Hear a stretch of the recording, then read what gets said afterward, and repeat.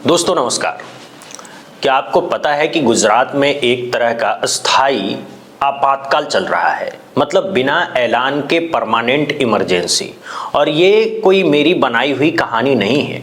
गुजरात के high court ने खुद ये बात उठाई है। अदालत ने साफ कहा है कि राज्य की पुलिस और सरकार ने कई सालों से ऐसी स्थिति बना रखी है जैसे प्रदेश में आपातकाल लागू हो। अहमदाबाद पुलिस को कोर्ट ने कड़ी फटकार लगाई है और सीधे सीधे पूछा है, इमरजेंसी की व्यवस्था आप लोगों ने स्थायी तौर पर कैसे लागू कर दी है। वहीं लोग जो 1975 की इमरजेंसी पर दिन रात आरोप लगाते नहीं थकते, वो गुजरात में चुपचाप एक लंबी चलने वाली इमरजेंसी जैसी व्यवस्था लागू करके बैठे हैं। आप भी खुद देख लीजिए, सुनकर यकीन नहीं होगा कि ये सब 21वीं सदी के अमृत काल में हो रहा है, वो भी सोशल मीडिया के जमाने में। गुजरात पुलिस का ये पूरा तरीका वाकई विश्व गुरु मॉडल जैसा दिखता है। ये रिपोर्ट समझने के बाद आपको मेरी बात याद आ जाएगी कि हमारे विश्व गुरु लोग बार बार इमरजेंसी की याद क्यों दिलाते हैं, ताकि आपके दिमाग में बस यही चलते रहे, देखो अभी तो इमरजेंसी घोषित नहीं की है, जबकि बिना घोषणा किए ही कई राज्यों को पुलिस स्टेट की शक्ल में बदलने का काम लगातार जारी है। नागरिक अधिकारों को कुचला जा रहा है, उसका एक नमूना गुजरात मॉडल में देख लीजिए। वैसे मॉडल तो सुप्रीम कोर्ट वाला भी देखने लायक बन गया है। एसआईआर मामले में चीफ जस्टिस सूर्यकांत ने केरल को लेकर के कुछ ऐसा किया है जो अपने आप में ढेर सारे सवाल खड़े करते हैं। यदि कोई आपसे कहे कि आप एक ही वक्त में, एक ही टाइम में, एक ही पल में फुटबॉल भी खेलिए और पढ़ाई भी करिए, तो क्या आप कर पाएंगे? जवाब है कि नहीं, प्रेशर बहुत हो जाएगा, हो नहीं पाएगा। लेकिन हमारे देश का कचुआ और सुप्रीम कोर्ट चाहता है कि आप करें। वो भी तब चाहता है जब ऐसी ऐसी रिपोर्ट सामने आ रही है। कायदे से निहार लीजिए, देख लीजिए 35 दिन में 12 राज्य के 30 बीएलओ की मौत। पिछले दिनों मैंने आपको कहा था कि गोगोई, चंद्रचूड़ और गवई तो सिर्फ ट्रेलर दिखाकर गए हैं, असली पिक्चर तो अब शुरू हुई है। तो पिक्चर का एक सीन आज भी देख लीजिए और अपना सिर पीट लीजिए। भोजपुरी में कपार पीटना है। सबसे पहले गुजरात मॉडल की पुलिस ने कैसे परमानेंट इमरजेंसी लगाया है उसे देखिए। इसके बाद सुप्रीम कोर्ट वाला मामला देखेंगे। दरअसल गुजरात हाई कोर्ट ने अहमदाबाद पुलिस को भरी अदालत में प्याज की तरह छील दिया, यानी निर्वस्त कर दिया, और दुनिया के सामने एक उदाहरण निकलकर आया कि कैसे पुलिस की वर्दी में सत्ताधारियों के इशारों पर परमानेंट इमरजेंसी लगाई जाती है। जनता को यानी आपको गुलामी की तरफ धकेला जाता है। दरअसल हमारे देश में कानून की एक धारा है 144। आप सभी जानते होंगे ये धारा तभी लागू होती है जब कोई इमरजेंसी सिचुएशन हो, हिंसा या दंगा भड़कने की आशंका हो, यानी एक प्रिकॉशन के तौर पर असाधारण स्थिति में इसे लागू किया जाता है। कुल मिलाकर एक आपातकालीन कानून है जिसे जिला मजिस्ट्रेट, एसपी या पुलिस कमिश्नर किसी तत्कालिक खतरे या तनाव की स्थिति में लागू करते हैं। धारा 144 लागू होने के बाद किसी भी तरह की मीटिंग, रैली या जुलूस नहीं किया जा सकता है। हथियार ले जाना, भड़काऊ भाषण देना, भीड़ जुटाना सब मना हो जाता है और उसका उल्लंघन करने पर पुलिस मुकदमा दर्ज कर सकती है। आमतौर पर ये 2 महीने तक लागू हो सकती है, जरूरत पड़ने पर 6 महीने तक बढ़ाया जा सकता है। हालांकि मैं कोई कानूनी जानकार नहीं हूं, सामान्य चीजें जो मुझे मालूम थी मैंने बता दी। मगर समझने वाली बात यह है कि जिनको जानकारी है, जिनका काम है कानून को लागू करना, वो इसे किस तरह से दुरुपयोग कर रहे हैं। तो सवाल यह है कि क्या गुजरात में पिछले कई साल से आपातकालीन स्थिति बनी हुई है, वो भी अमृत काल में, और यदि नहीं तो चुपके से धारा 144 पिछले कई साल से कुछ क्षेत्रों में क्यों लागू है, जिसे अब गुजरात हाई कोर्ट ने रद्द किया है और साफ साफ कहा है कि गुजरात पुलिस को आपातकालीन कानून को अस्थायी नियम के रूप में मानने का कोई अधिकार नहीं। यानी जिस कानून को इमरजेंसी सिचुएशन में लागू करना चाहिए, गुजरात पुलिस उस कानून को परमानेंट नियम बना दिया और उस हाई कोर्ट को 2019 के अधिसूचना को रद्द करना पड़ा है। गुजरात के इन मामलों पर बार बार कहा जाता है कि राज्य में जो असंतोष है, लोगों की जो नाराजगी है, जनता जो भड़की हुई है, गुस्से में है, वो फूट ना पड़े, लोग सत्ता के खिलाफ सड़क पर ना उतर जाए।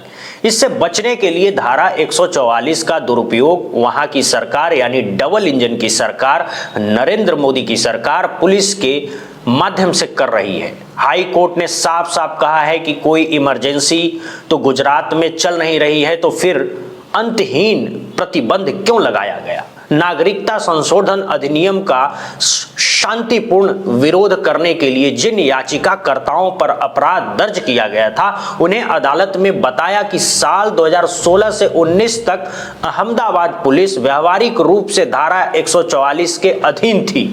एक के बाद एक निषेधाज्ञा जारी करती रही, वो भी बिना किसी अंतराल के, यानी प्रिकॉशन के तौर पर बनाए गए कानून को एक दमनकारी कानून में बदल दिया गया और सार्वजनिक सभा पर परमानेंट प्रतिबंध लगा दिया गया। जिस पुलिस का काम है कानून को लागू करना, वहीं पुलिस कानून को नागरिक प्रताड़ना का हथियार बनाकर बैठी है। सबसे महत्वपूर्ण बात यह है कि अहमदाबाद पुलिस ने इस प्रतिबंधों को लागू करने का कोई कारण भी दर्ज नहीं किया, यानी धारा 144 एक के बाद एक लगाई जा रही है। क्यों लगाई जा रही है किसी को पता नहीं। एक के बाद एक आदेश जारी होते रहे, मुहर लगते रहे, ठप्पा लगते रहे और गुजरात मॉडल चलता रहा। और इससे भी बुरी बात यह है कि वहां की जनता को इस प्रतिबंधों के बारे में मालूम ही नहीं था। यह अधिसूचना सरकारी राजपत्र में डाल दी गई, यानी ऐसी जगह डाल दी गई जहां आम नागरिक कभी नजर ही नहीं दौड़ाता। साथ ही साथ किसी भी सार्वजनिक माध्यम से इसको जनता तक पहुंचाने का प्रयास भी नहीं किया गया। इस चूहे बिल्ली के खेल को लेकर गुजरात हाई कोर्ट ने अहमदाबाद पुलिस को जोरदार फटकार लगाते हुए कहा कि जबकि मौलिक अधिकार दांव पर हो तो आधुनिक सरकारें कागजी कार्रवाई के पीछे छिप नहीं सकती और पुलिस हर चीज को कानून व्यवस्था की समस्या कहना बंद करे। यानी हाई कोर्ट का यह मानना है कि गुजरात पुलिस जवाबदेही से बचने के लिए कानून शॉर्टकट का इस्तेमाल कर रही थी। न्यायालय ने यहां तक कहा कि गुजरात पुलिस अधिनियम की धारा 37 के तहत भी इसी तरह के अध्यादेश जारी कर रही है, जिससे यह संकेत मिलता है कि यह समस्या अलग थलग नहीं है बल्कि राज्य में व्यापक पुलिस संस्कृति का हिस्सा है। ध्यान से सुनिए, यह समस्या अलग थलग नहीं है, यह व्यापक संस्कृति का, पुलिस की संस्कृति का हिस्सा है। यानी ऐसा नहीं है कि यह छिटपुट कहानी है। राज्य की पुलिस इमरजेंसी कानूनों को लोगों की आवाज दबाने और जन अधिकारों को लूटने के रूप में बड़े स्तर पर प्रयोग कर रही है। ये उनकी संस्कृति का हिस्सा बन गया है। जाहिर सी बात है, यदि हिस्सा न होता तो चोरी छिपे लगातार 144 लागू करने का मतलब क्या है? जरा सोचिए। आपातकालीन शक्तियों को गुजरात की पुलिस ने सामान्य बना दिया। शांतिपूर्ण विरोध प्रदर्शनों को दबाने के लिए, जनता के आक्रोश को डराकर छिपाने के लिए और संवैधानिक स्वतंत्रता को कमजोर करने के लिए गुजरात मॉडल में कैसे परमानेंट इमरजेंसी लागू हो गई, आप भी कायदे से देख लीजिए। दरअसल कुछ लोग साल 2019 में नागरिकता कानून के शांतिपूर्ण विरोध में शामिल हुए थे। पुलिस ने उन पर मुकदमा ठोक दिया और कह दिया कि धारा 144 लगी हुई है। जब ये केस हाई कोर्ट पहुंचा तो पता चला कि साल 2016 से लेकर के 2019 तक अहमदाबाद में लगातार धारा 144 लागू थी। एक आदेश खत्म होने से पहले पुलिस नया आदेश जारी कर देती है, जबकि वहां पर किसी भी अस्थिर स्थितियां या खतरे का कोई सबूत नहीं था। जनता को भी जानकारी नहीं थी, यानी लोगों को पता ही नहीं था कि धारा 144 लगी है। और यदि कोई विरोध प्रदर्शन कर दे, कोई जुलूस निकाल दे तो उन पर मुकदमा हो जाएगा। अब सवाल यह है कि क्या इसे छुपाने का कारण यह था कि जो सत्ता पक्ष के लोग होंगे उन्हें बचाया जा सके, क्योंकि अगर घोषित तौर पर 144 लागू होगा तो वो भी कोई कार्यक्रम नहीं कर पाएंगे, जुलूस नहीं निकाल पाएंगे, रैली नहीं निकाल पाएंगे। तो क्या छिपाकर लागू करने का यही कारण था कि सत्ता पक्ष के लोग, यानी अपने लोग जो हैं, वो चाहे जो करे, लेकिन जो आवाजें हैं विरोध में उठे उनको लपेट दिया जाए। पहले से उन्हें मालूम न हो कि धारा 144 लागू है और जैसे ही वो विरोध प्रदर्शन करने उतरे उन पर मुकदमा ठोक दो, और यदि ऐसा नहीं है तो पुलिस को कम से कम लगातार 2016 से 2019 तक धारा 144 लागू करने का कारण तो बताना चाहिए था। और लोगों को क्यों नहीं बताया, छिपाकर क्यों लगाया? क्या गुजरात में गृह युद्ध चल रहा था? क्या 2016 से लेकर 2019 तक लगातार दंगे की स्थिति गुजरात में है? आखिर अहमदाबाद पुलिस को चोरी छिपे परमानेंट इमरजेंसी लगाने की जरूरत क्यों पड़ी? आइए अब सुप्रीम कोर्ट चलते हैं, यहाँ की फिल्म देखिए। मगर सुप्रीम कोर्ट में अभी चीफ जस्टिस सूर्यकांत ने जो किया है, ये देखने से पहले आपको दैनिक भास्कर की इस खबर को देख लेना चाहिए, क्योंकि ये खबर देखेंगे तभी सुप्रीम कोर्ट वाला मामला ज्यादा समझ में आएगा। भास्कर ने ग्राउंड रिपोर्ट में बताया है कि 35 दिन के भीतर 12 राज्य में 30 बीएलओ की मौत हुई है और मुआवजा मिला कितना जानते हैं? 0। 800 फॉर्म का टारगेट दिया गया है। इस मामले में अब तक 10 बीएलओ ने स्वतः अपना जीवन समाप्त कर लिया है और इनके परिवार वालों का कहना है कि चुनाव आयोग डांस देख रहा है। दैनिक भास्कर ने 35 साल की बूथ लेवल ऑफिसर यानी बीएलओ आरती यादव का बयान छापा है, जिसमें वो कहती हैं कि उस दिन मुझे लगा कि मैं जिंदा लौट नहीं पाऊंगी। रायबरेली के पालीपुर गांव में फॉर्म भरवाने गई थी। गांव के प्रधान दीपक यादव और उनके पिता कृष्णा यादव आए, फॉर्म छीन लिए, बोले कि तुम लोग गांव वाले का वोट काट रहे हो। प्रधान ने फॉर्म फाड़ दिया, गालियां दी और मुझे मारने के लिए दौड़े। गांव वालों ने मुझे बचाया। इससे प्रधान और भड़क गए, घर में बंदूक लाया और मेरे ऊपर तान दी। मैं डर के कांप रही थी। लोगों की मदद से जान बचाकर कैसे कैसे निकल पाई। लगातार फील्ड वर्क, देर रात तक डाटा अपलोड करना और इन सब के प्रेशर की वजह से देश भर में 8 दिसंबर तक 30 बीएलओ की मौत हो चुकी है और इसमें 10 ने स्वतः अपना जीवन समाप्त कर लिया। समझने वाली बात यह है कि सबसे ज्यादा मौत मध्य प्रदेश में हुई है। यहां 9 बीएलओज की मौत हुई है। यूपी में 7, गुजरात में 6, बंगाल में 4, राजस्थान में 2 और तमिलनाडु केरल में 1-1 मौत हुई है। और ज्यादातर मौतों में वजह या तो खुद से अपनी जान लेना, ब्रेन हैमरेज या हार्ट अटैक बताया गया है। साथ ही साथ आरती यादव ने सिक्योरिटी का मसला भी उजागर कर दिया है। यानी कुल मिलाकर ज्यादातर बीएलओ जो काम कर रहे हैं, जिंदा हैं, वो जिनकी मौत हो चुकी है, उनके परिवार वाले एक ही बात दोहरा रहे हैं कि प्रेशर बहुत ज्यादा है, प्रेशर बहुत ज्यादा है, दबाव बहुत ज्यादा है। इतना दबाव कि मौत को गले लगाना इन्हें आसान लग रहा है, प्रेशर झेलना नहीं। हालांकि जिंदगी से ज्यादा कोई प्रेशर हो नहीं सकता कि जिंदगी को दांव पर लगा दिया जाए, मगर यहां हो रहा है। तभी तो लोग स्वतः समाप्त कर रहे हैं खुद को। अब आप सोचिए कि इन राज्यों में बीएलओज को यानी मशीनरी को एसआईआर का काम करना है, तब इतना प्रेशर है। लेकिन केरल में मसला क्या है? वहां की कहानी यह है कि स्थानीय चुनाव चल रहे हैं और ये चुनाव 9 तथा 11 दिसंबर को होंगे, 2 चरण में, और इसका चुनाव परिणाम आएगा 13 दिसंबर को। और ऐसा तो नहीं है कि 13 दिसंबर को रिजल्ट आते ही राज्य की पूरी मशीनरी एकदम खाली हो जाएगी, तुरंत उसे काम में झोंक दिया जाएगा। आपको भी पता है चुनाव में सरकारी कर्मचारियों के ऊपर कितना दबाव होता है, कितना वर्क प्रेशर होता है। तो 13 दिसंबर तक ज्यादातर मशीनरी का हिस्सा वहां चुनाव कराने में लगा हुआ है और इसी बीच एसआईआर का कार्यक्रम भी झोंक दिया गया है। बीएलओ को 4 दिसंबर 2025 तक गणना पूरी करनी थी और ड्राफ्ट लिस्ट 9 दिसंबर को प्रकाशित करनी थी।